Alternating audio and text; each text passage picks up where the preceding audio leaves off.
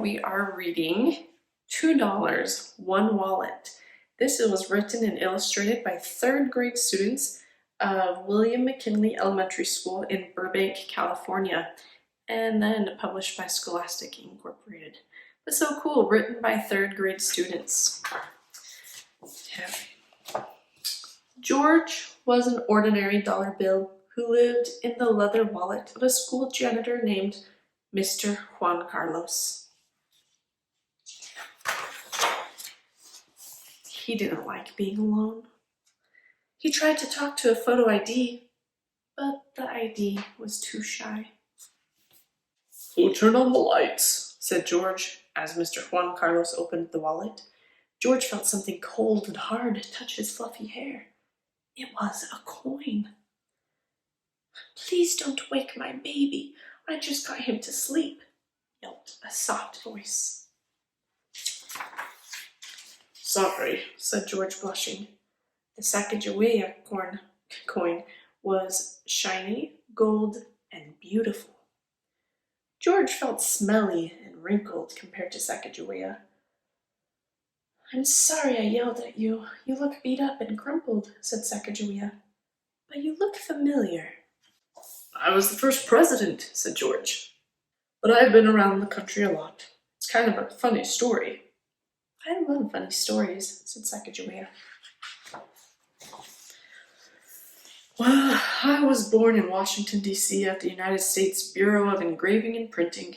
A huge machine printed me," replied George. "I was put in a bag on a bed of my brother's. The next thing I knew, I was at a bank. A little girl got me out of the bank. She traded me for a chocolate sprinkled donut. The donut maker spent me on a dance game at the arcade," said George. "Then the arcade cashier took me to a dog bakery where I got wet and slobbery.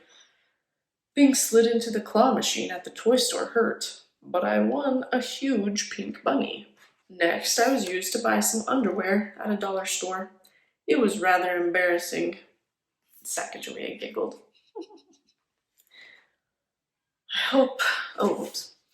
"I visited the zoo where I saw a penny get squished flat." "I hope Mr. Lincoln is okay," said George. "After that, I was used to buy a raffle ticket at a school carnival.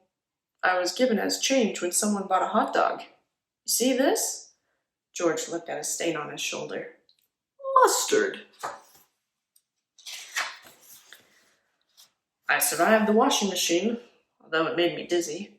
So hanging in the sun felt like a vacation," said George. "Then Mr. Juan Carlos put me into his wallet," said George. "Wow, that's an amazing story," said Sacagawea. "It's very nice to meet you." She smiled at him.